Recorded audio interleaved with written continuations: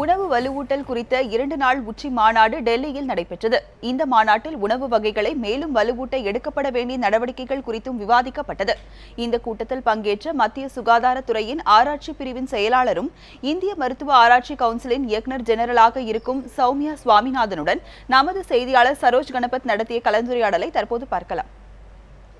இந்த மாநாட்டில் என்னென்ன பேசப்பட்டது, இந்த மாநாட்டினுடைய பற்றி 2 நாள் மாநாடு பற்றி கொஞ்சம் சொல்லுங்க மேம். இப்போ நம்ம நாட்டில் ஊட்டச்சத்து குறைவு இன்னும் ஒரு பெரிய பிரச்சனையாக தான் இருக்குது, ஒரு சுகாதார பிரச்சனையாக இருக்குது.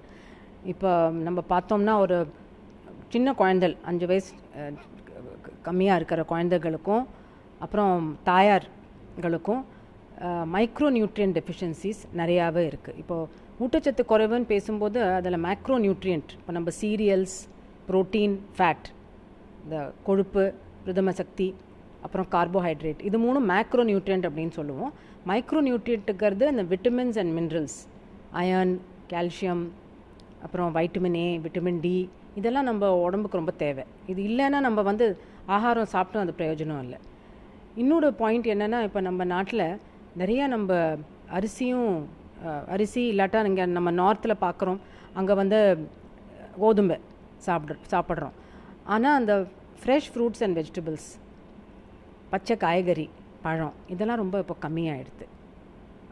நல்ல சோர்ஸ் ஆஃப் ப்ரோட்டீனும் ரொம்ப கம்மியாகிடுது. அதனால் இப்போது இந்த மாநாட்டில் என்ன டிஸ்கஸ் பண்ணிட்டுனா, இப்போ நம்ம ஜனங்களுக்கு அந்த மைக்ரோ நியூட்ரியன்ட் கொண்டு சேரணும்னா அது எப்படி போய் சேர வைக்கிறது.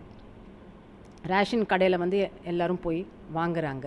ஸோ ஃபோர்ட்டிஃபிகேஷன் அப்படின்னு ஒரு ஐடியா இப்போ முன்னால் வந்திருக்கு. தட் இஸ் இந்த அரிசி, கோதுமை, பால், எண்ணெய், உப்பு, இந்த 5 வகையிலும் நம்ம அதை ஃபோர்ட்டிஃபிகேஷன்னா அதுலேயே நம்ம vitamin A, vitamin D, iron இதெல்லாம் ஒரு அளவுக்கு சேர்த்துக்கலாம். இதெல்லாம் நம்ம டெய்லி சாப்பிட்ற பொருள்கள். அதனால் அது கொஞ்சம் கொஞ்சமாக அந்த விட்டமின்ஸாவது நம்மளுக்கு உடம்புக்கு கிடைக்கும். ஸோ இப்போ இந்த மாதிரி ஒரு சட்டம் கொண்டு வர போகிறோம்.